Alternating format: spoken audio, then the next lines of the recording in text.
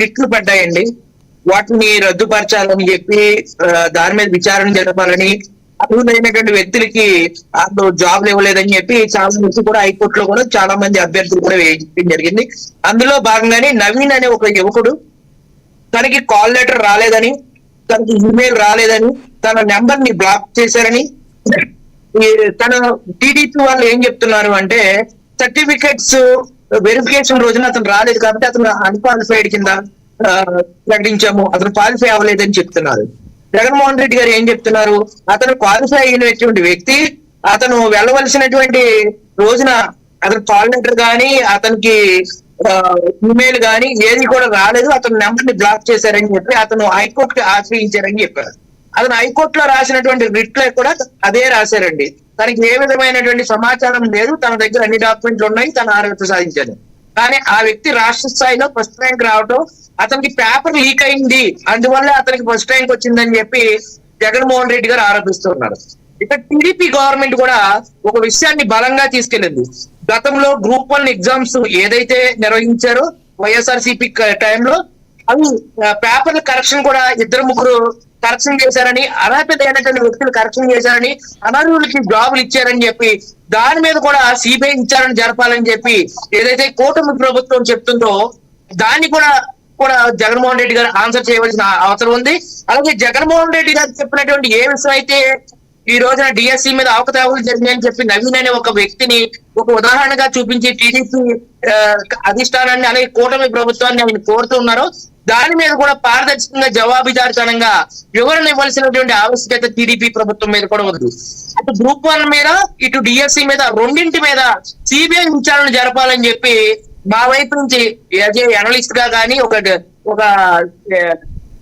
రాష్ట్రంలో ఉండేటువంటి ఒక ఓటర్ గా కానీ మేము 2 విషయాల్లో కూడా ఆనాడు వైసీపీ ప్రభుత్వం నిర్వహించినటువంటి గ్రూప్ 1 విషయంలో కానీ ఈనాడు కూటమి ప్రభుత్వం నిర్వహించినటువంటి డిఎస్సి మీద కానీ రెండింటి మీద కూడా సమూలంగా ప్రభుత్వాలు ఇన్వాల్వ్మెంట్ అవ్వకుండా పూర్తి స్థాయిలో పారదర్శకమైనటువంటి విచారణ జరిపి సిబిఐ విచారణ జరిపి దాని మీద న్యాయ నిపుణులైనటువంటి వ్యక్తుల ద్వారా విచారణ జరిపించి న్యాయమూర్తుల కమిటీ వేసి ప్రజలకి ఏది నిజం అనేది తెలియజేయవలసిన బాధ్యత ప్రభుత్వాల మీద, గౌరవ ప్రభుత్వాల మీద ఉంది.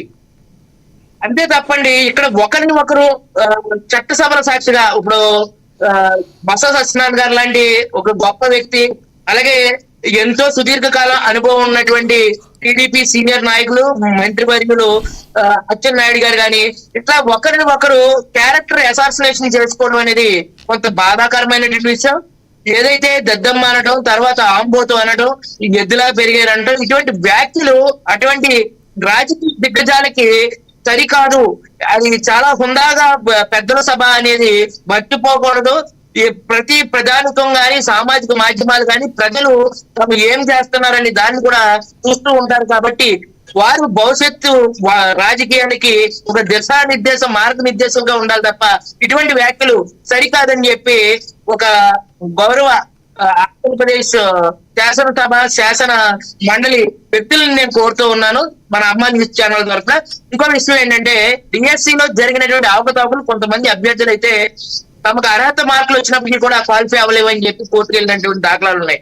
గతంలో గ్రూప్ 1 నిర్వహించినటువంటి నిర్వహణలో తేడాలు ఉన్నాయని, ఆ పేపర్ కరెక్షన్ అనేది చాలా అటెండర్లు లేకపోతే సెక్యూరిటీ గార్డులు, వార్డు మెంబర్లు ఇటువంటి వాళ్ళు చిన్న ఏపీఎస్సీలో సెక్యూరిటీ ఉండే వాళ్ళు కూడా పేపర్ కరెక్షన్ చేశారని, అది పూర్తి స్థాయిలో పారదర్శక లేదని చెప్పి ఏదైతే కూటమి ప్రభుత్వం ఆరోపిస్తుందో దాని మీద కూడా ఈ సిబిఐ విచారణ జరపాలి. అలాగే ఏదైతే డిఎస్సి మీద ఏదైతే చెప్తున్నారో జగన్మోహన్ రెడ్డి గారు ఆధారాలతోటి దీని మీద కూడా సిబిఐ విచారణ జరపాలని చెప్పి 2 విషయాలని కూడా సమగ్రంగా 2 ప్రభుత్వ జరిగినటువంటి అవకతవకలు ఏంటి, అసలు నిజంగా అవకతవకలు జరిగినాయా, ఒకవేళ ఆరోపణలు మాత్రమే ఆరోపణలుగానే ఉన్నాయా, అది నిజం ఎంతవరకు ఉందనేది వెలికి తీయవలసిన బాధ్యత గౌరవ ప్రభుత్వం మీద ఖచ్చితంగా ఉందండి.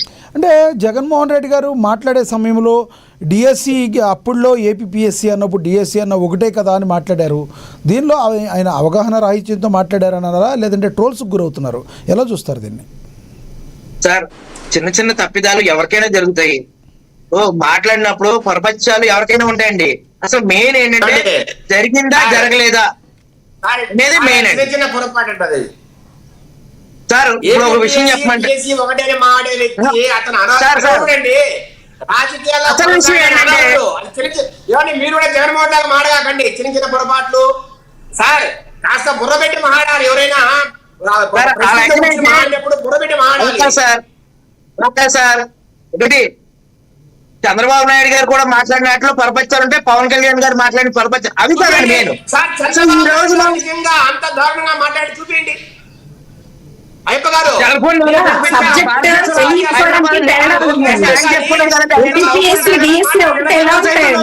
విషయంలో చంద్రబాబు నాయుడు గారు చెప్పిన దాఖలాలు లేవండి మరి ఎందుకండి అవి కాదు మన క్యారెక్టర్ అసోసియేషన్ వాళ్ళ గురించి కాదండి మనం బిఎస్సీ మీకు తేడాలి గ్రూప్ వన్ మీకు తేడాలండి మాట పొరపాటు జరగటం వేరు ఏపీఎస్సీ డిఎస్సీ ఒకటి అనడం వేరు. రాధమ్మ గారు ఇస్తా మీకు ఇస్తా ఆగండి రాధమ్మ,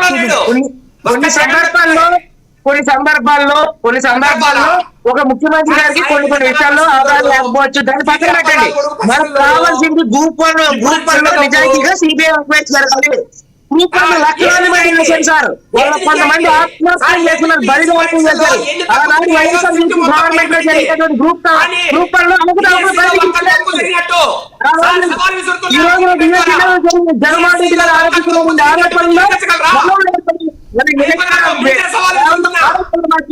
సిబిఐ విచారణ జరిపి పూర్తి స్థాయిలో నిష్పక్షపాతంగా బయటకు తీయండి సార్.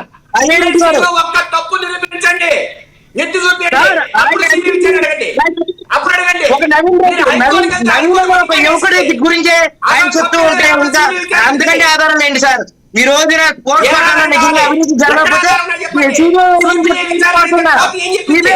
గ్రూప్ వన్ దీని మీద కూడా వేయాలి సార్. ఈ రోజున గ్రూప్ వన్ లాంటి స్థాయి ఉద్యోగుల్ని మార్నింగ్ చేయడం లక్షలాది మంది ప్రిపేర్ అవుతాం గవర్నమెంట్ లో జరిగిన అవకాశం కూడా సిబిఐ వేయాలి. సిబిఐ చేస్తేనే నిజాలు నిగ్గు తేలుతాయి. ఒక్క నిమిషం నేను క్వశ్చన్ అడిగితే మీరు ఆన్సర్ చెప్పండి సార్. నేను అడుగుతున్నా హైకోర్టు ఏం చెప్పిందండి? పర్వతనేని చంద్రశేఖర్ రెడ్డి పిటిషనర్స్ ఏం చెప్పింది? ప్రూఫ్ ఎక్కడ ఉంది తప్పులు జరిగినట్టు? ఇక్కడ స్కామ్ జరిగినట్టు ప్రూఫ్ చూపించండి, అప్పుడు సిబిఐ విచారణ మాట్లాడదామని మాట్లాడింది. ప్రూఫ్ చూపించండి, ఒక్క ప్రూఫ్ చూపించండి, అప్పుడు సిబిఐ విచారణ వచ్చి. కానీ ఏపీఎస్సీలో సిట్ విచారణలో డిజిటల్ ఎవాల్యుయేషన్ చేశారు సార్. సార్ 3.9 ఏపీఎస్సీలో ఉండండి ప్లీజ్ ప్లీజ్. ఏపీఎస్సీలో డిజిటల్ ఎవాల్యుయేషన్ చేయకూడదు, తర్వాత పేపర్ కరెక్షన్ చేయకూడదు.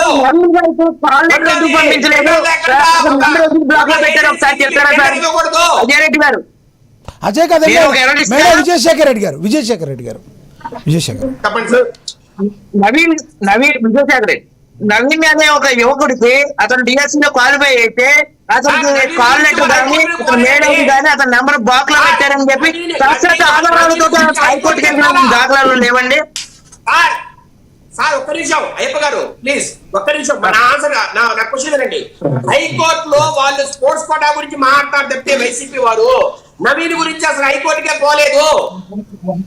హోమ్ మినిస్టర్ అమిత్ షా దగ్గర కూడా కేవలం స్పోర్ట్స్ కోటా గురించే మాట్లాడారు, నవీన్ గురించి టాపిక్ లేదు. వాళ్ళే కంప్లైంట్ చేయట్లేదండి నవీన్ గురించి.